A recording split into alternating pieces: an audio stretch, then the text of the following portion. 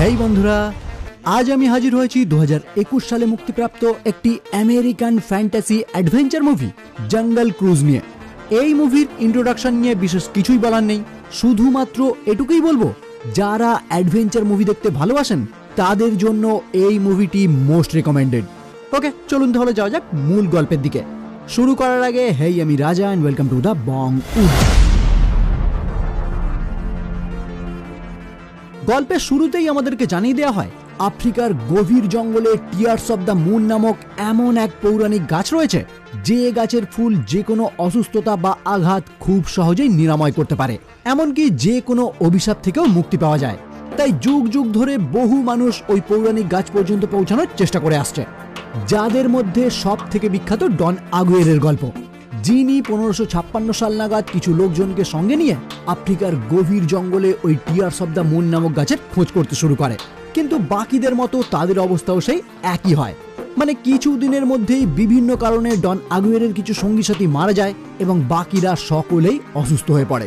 কিন্তু মারা যাওয়ার আগে ওই গভীর জঙ্গলে থাকা পুকা মিচুনা নামক এক উপজাতি তাদেরকে অসুস্থ অবস্থায় তাদের ডেরায় নিয়ে যায়, যেখানে ওই উপজাতির প্রধান তাদের সকলকেই ওই টিয়ার্স অব দ্য মুন নামক গাছের ফুলের মাধ্যমে সুস্থ করে তোলে।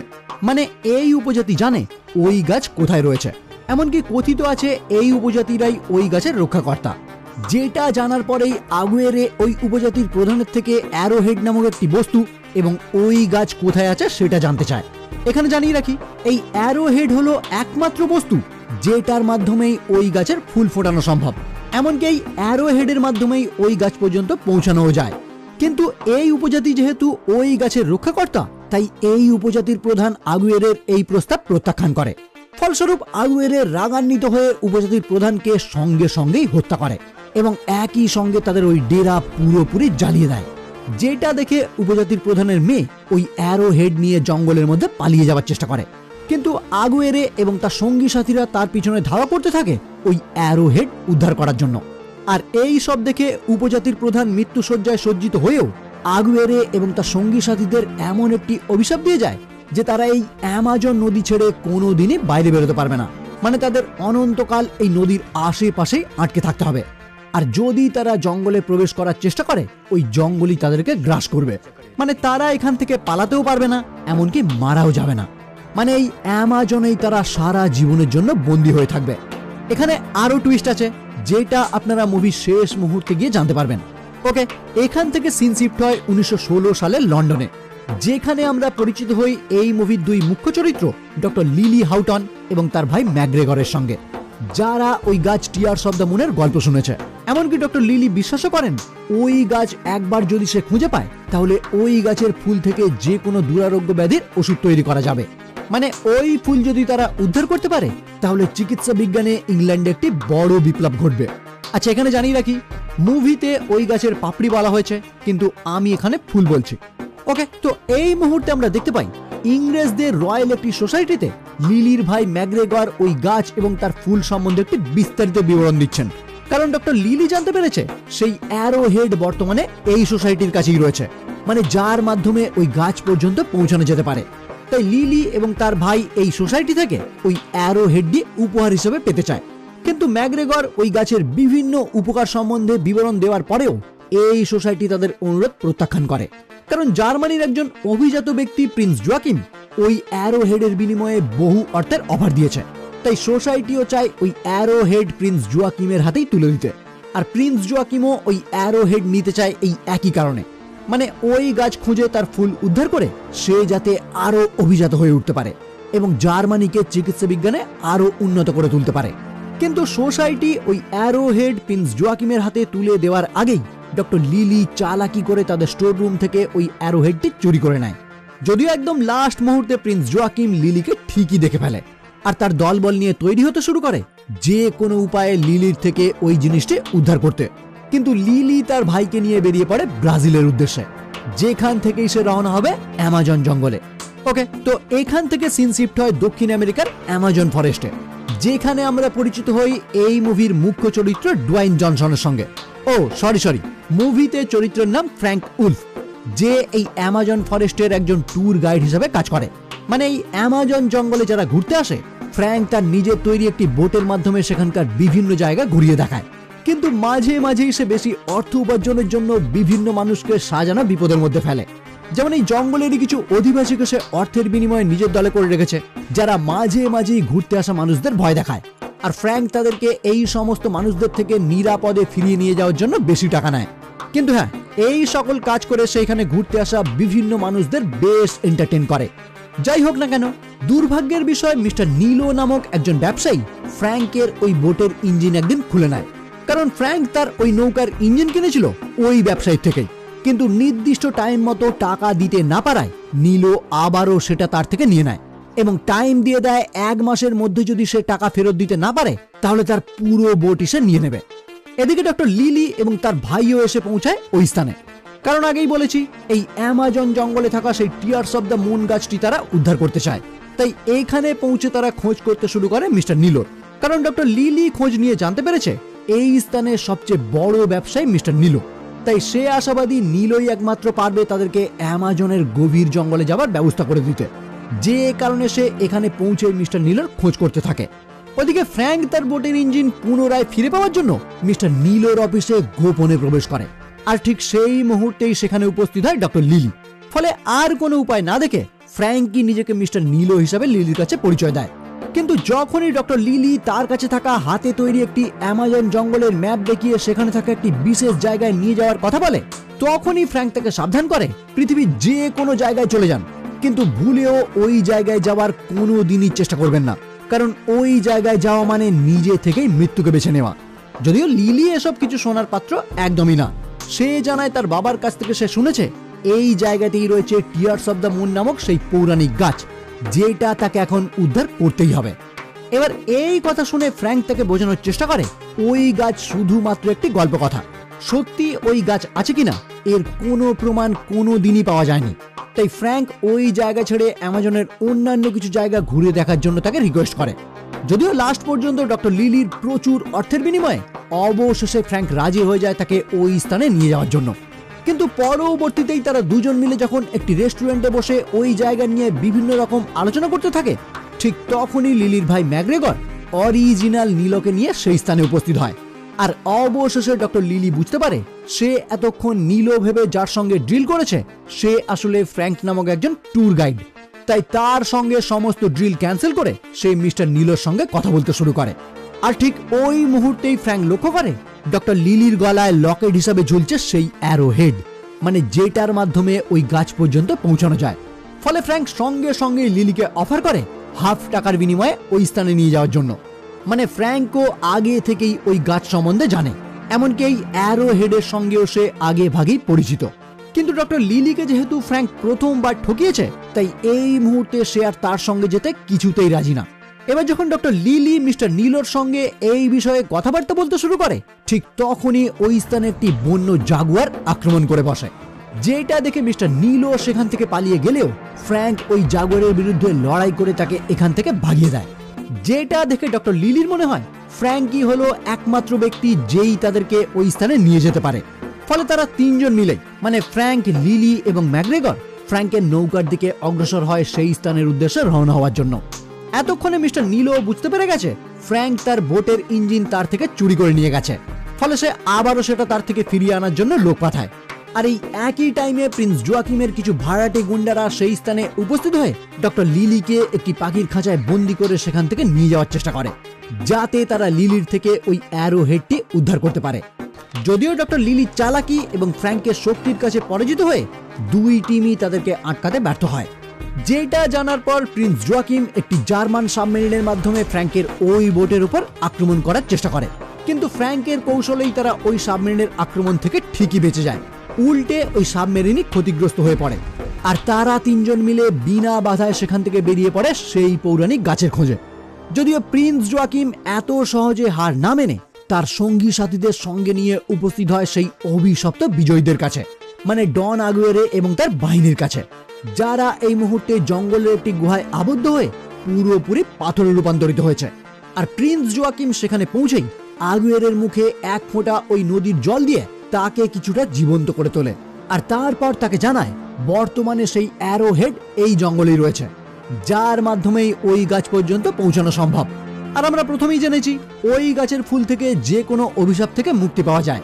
মানে এই আগুয়েরে এবং তার দলবল যে অভিশপ্ত হয়ে এই অ্যামাজনেই আটকে রয়েছে, এইটা থেকেও তারা মুক্তি পেতে পারে ওই ফুলের মাধ্যমে।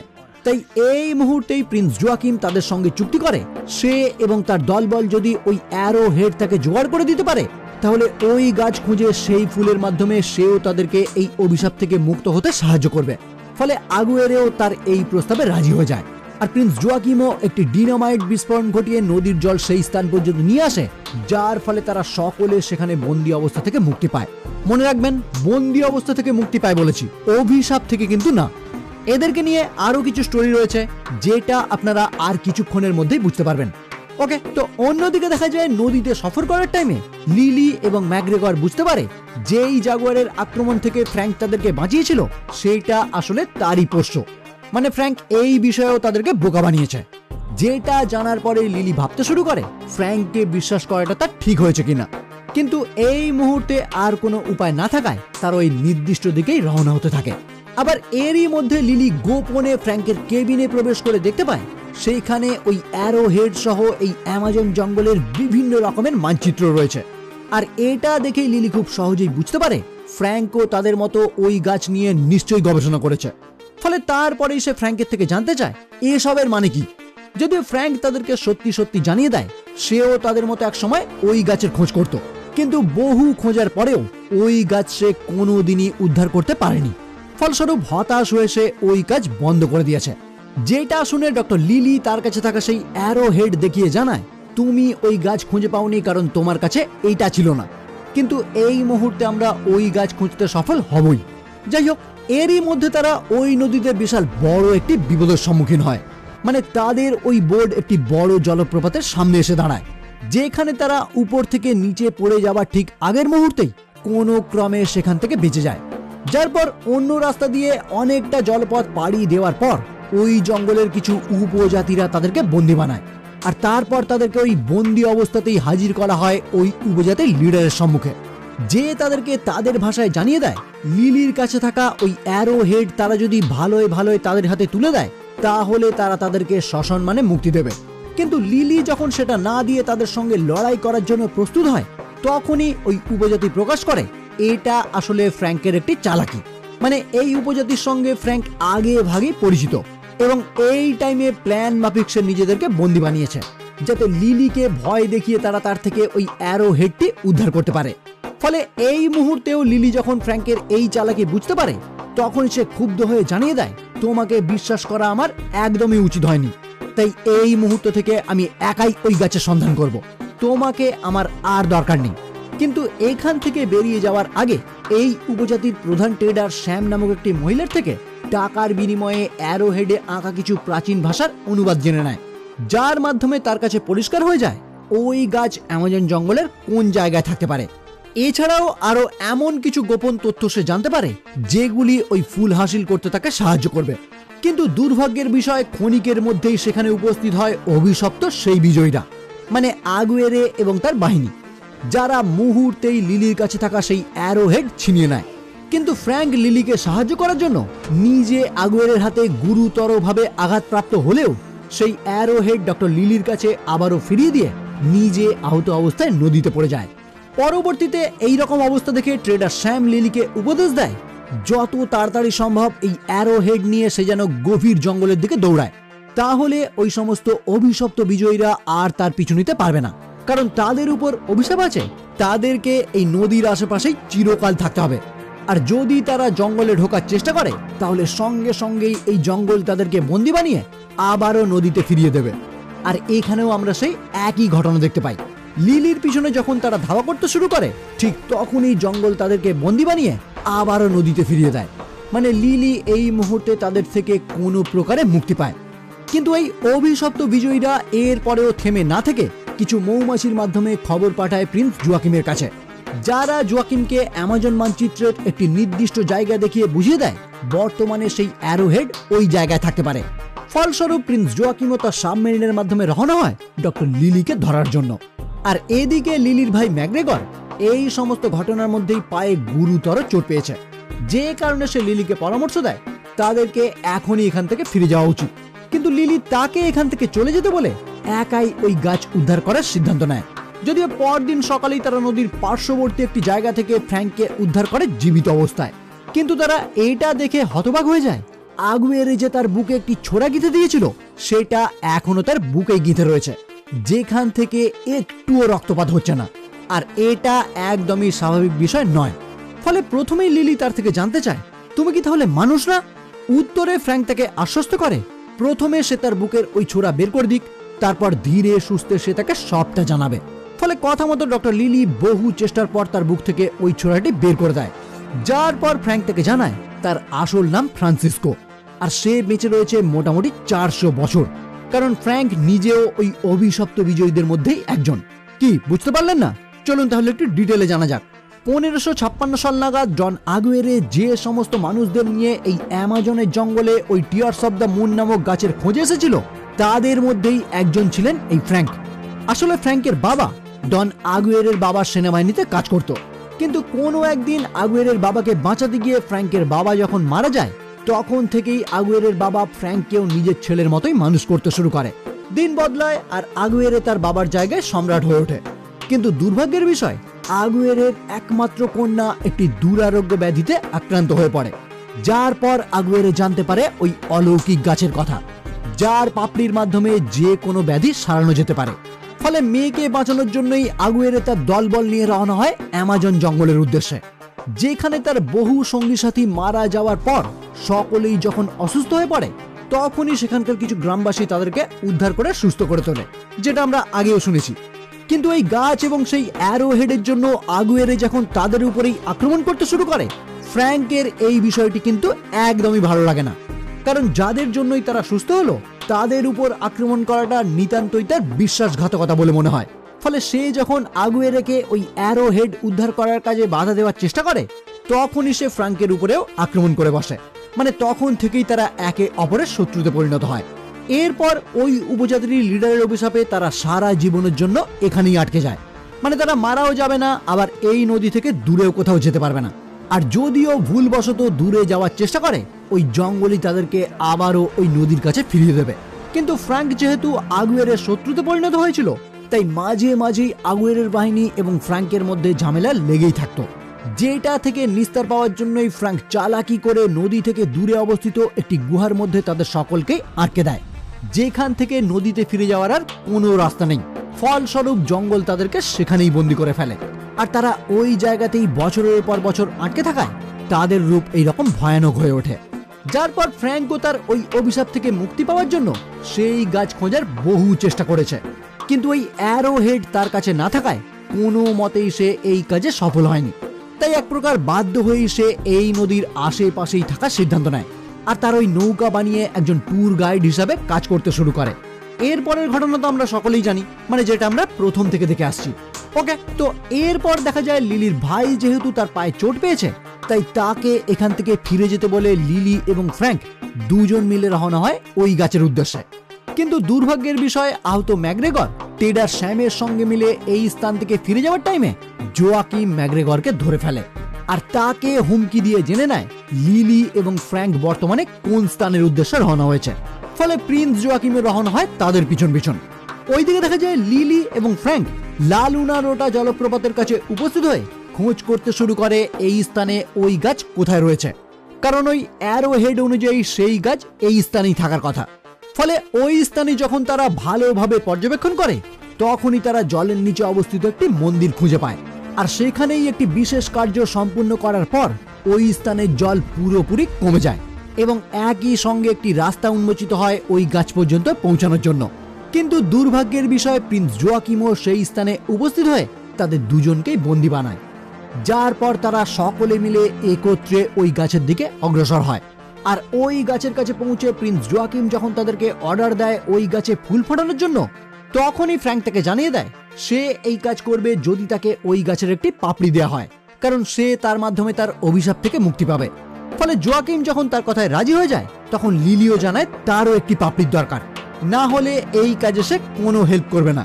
কিন্তু জোয়াকিম জানিয়ে দেয় তাদের দুজনের মধ্যে যে কোনো একজনকেই একটি পাপড়ি দেওয়া হবে। এবার তারা দুজন মিলে ডিসাইড করুক কে ওই পাপড়ি নেবে। ফ্র্যাঙ্ক উত্তরে জানিয়ে দেয় ওই পাপড়ি তারই দরকার, তার থেকে ওই পাপড়ি নিতে গেলে তাকে হত্যা করে তবেই নিতে হবে।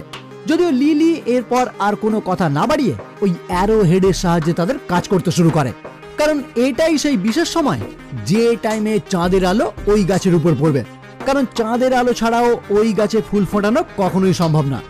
যাই হোক, চাঁদের আলো এবং ওই অ্যারো হেডের মাধ্যমে অবশেষে সেই গাছ জীবন্ত হয়ে ওঠে, মানে সেই গাছ পুরোপুরি ফুলে ভরে যায়।